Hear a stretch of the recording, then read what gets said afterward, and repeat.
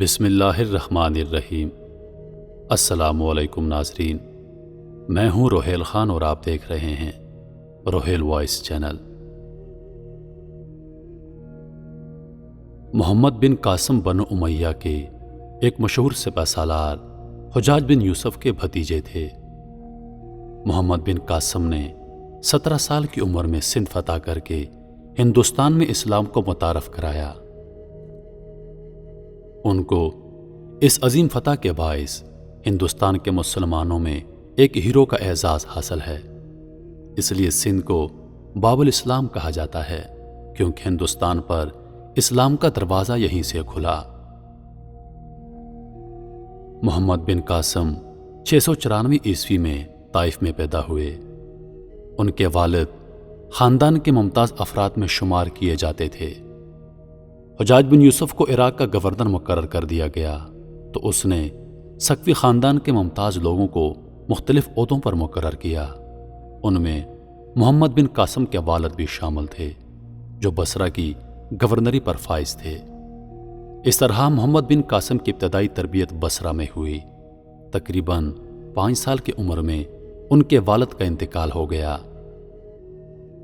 بچپن ہی سے محمد بن قاسم مستقبل کا ذہین اور قابل شخص نظر آتا تھا۔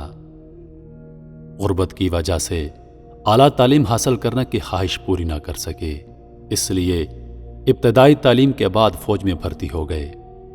فنون سپاہگری کی تربیت انہوں نے دمشق میں حاصل کی اور انتہائی کم عمری میں اپنی قابلیت اور غیر معمولی صلاحیتوں کی بدولت فوج میں اعلیٰ عہدہ حاصل کر کے امتیازی حیثیت حاصل کی۔ 15 سال کی عمر میں 708 عیسوی کو ایران میں کردوں کے بغاوت کے خاتمے کے لیے سپہ سالاری کے فرائض سونپے گئے۔ اس وقت بن امیہ کے حکمران ولید بن عبد المالک کا دور تھا اور حجاج بن یوسف عراق کا گورنر تھا۔ اس مہم میں محمد بن قاسم نے کامیابی حاصل کی اور ایک غیر معمولی چھاونی شیراز کو ایک خاص شہر بنا دیا۔ اس دوران محمد بن قاسم کو فارس کے دارالحکومت شیراز کا گورنر بنایا گیا۔ اس وقت ان کی عمر 17 برس تھی۔ اپنی تمام خوبیوں کے ساتھ حکومت کر کے اپنی قابلیت اور ذہانت کا سکہ بٹھایا اور 17 سال کی عمر میں ہی سندھ کی مہم پر سپہ سالار بنا کر بھیجا گیا۔ محمد بن قاسم کے فتوحات کا سلسلہ 711 عیسوی میں شروع ہوا اور 713 عیسوی تک جاری رہا۔ انہوں نے سندھ کے اہم علاقے فتح کیے اور ملتان کو فتح کر کے سندھ کی فتوحات کو پایہ تکمیل تک پہنچایا، لیکن شمالی ہند کی طرف بڑھنے کی خواہش حالات نے پوری نہ ہونے دی۔ محمد بن قاسم کم سن تھے، لیکن اس کم سنی میں بھی انہوں نے نہ صرف ایک عظیم فاتح کی حیثیت سے اپنا نام پیدا کیا بلکہ ایک کامیاب منتظم ہونے کا بھی ثبوت دیا۔ انہوں نے تقریباً 4 سال سندھ میں گزارے، لیکن اس مختصر عرصے میں انہوں نے فتوحات کے ساتھ ساتھ سلطنت کا اعلیٰ انتظام کیا اور سندھ میں ایسے نظام حکومت کی بنیاد ڈالی جس نے انصاف کے تمام تقاضوں کو پورا کیا۔ محمد بن قاسم نے اپنی صلاحیتوں، جرت، حسن تدبر اور اخلاق کے باعث ہندوستان میں جو کارنامے سر انجام دیے وہ قابل ذکر ہیں۔ سندھ کے عوام کے لیے انہوں نے رواداری کی بڑی عمدہ پالیسی اختیار کی۔ محمد بن قاسم کی سندھ کی فتح سیاسی، معاشرتی، مذہبی اور عملی ہر اعتبار سے بے شمار اثرات کی حامل تھی۔ محمد بن قاسم ایک نوعمر نوجوان تھے۔ اس کم عمری میں انہوں نے سندھ کی مہم پر سپہ سالار کی حیثیت سے جو کارنامے سر انجام دیے ان کے کردار کی پوری طرح عکاسی کرتے ہیں۔ وہ زبردست جنگی قابلیت اور انتظامی صلاحیتوں کا مالک تھے۔ ان کی صلاحیتوں کے ثبوت کے لیے سندھ کی مہم کی کامیابی ہی کافی ہے۔ ان کے اخلاق و کردار کا اندازہ اس بات سے لگایا جا سکتا ہے کہ ایک غیر قوم ان کی گرویدہ ہو گئی تھی۔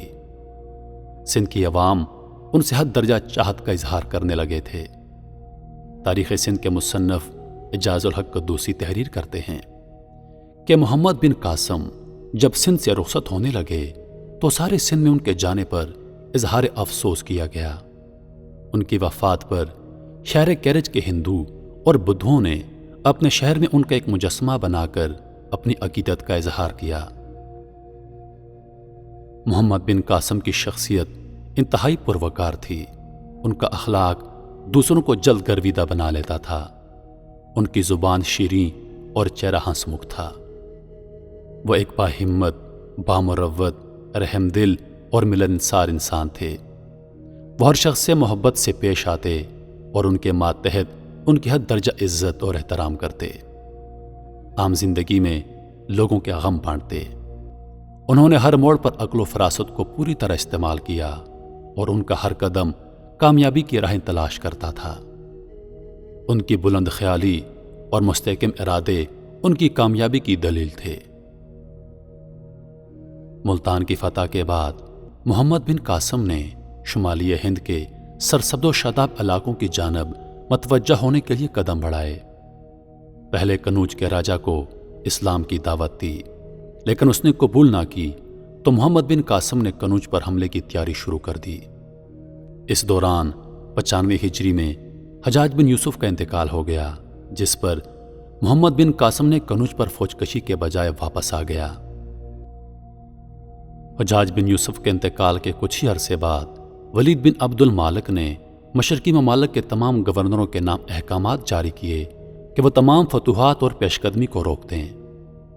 محمد بن قاسم کی شمالی ہند کی فتوحات کی خواہش پوری کرنے کی حالات نے اجازت نہ دی اور کچھ ہی ماہ بعد خلیفہ بن عبد المالک کا بھی 96 ہجری میں انتقال ہو گیا۔ اموی خلیفہ ولید بن عبد المالک کے انتقال کے ساتھ ہی فاتح سندھ محمد بن قاسم کا زوال شروع ہو گیا، کیونکہ ولید بن عبد المالک کے بعد اس کا بھائی سلیمان بن عبد المالک جانشین مقرر ہوا، جو حجاج بن یوسف کا سخت دشمن تھا۔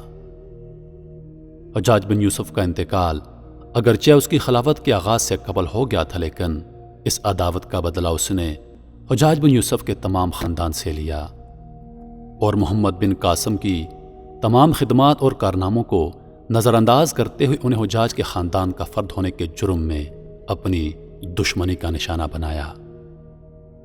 سلیمان بن عبد المالک نے یزید بن ابی کبشہ کو سندھ کا والی بنا کر بھیجا اور حکم دیا کہ محمد بن قاسم کو گرفتار کر کے بھیجو۔ محمد بن قاسم کے ساتھیوں کو جب ان کی گرفتاری کا پتہ چلا تو انہوں نے محمد بن قاسم سے کہا کہ ہم تمہیں اپنا امیر جانتے ہیں اور اس کے لیے آپ کے ہاتھ پر بیعت کرتے ہیں۔ خلیفہ کا ہاتھ ہرگز تم تک نہیں پہنچنے دیں گے۔ لیکن محمد بن قاسم نے خلیفہ کے حکم کے سامنے اپنے آپ کو جھکا دیا۔ یہ محمد بن قاسم کی عظمت کی سب سے بڑی دلیل تھی کہ اگر وہ ایسا نہ کرتا تو ان کی امداد کے لیے سندھ کے ریگستان کا ذرہ ذرہ آ گیا تھا، لیکن انہوں نے اپنے آپ کو ابی کبشہ کے سپرد کر دیا۔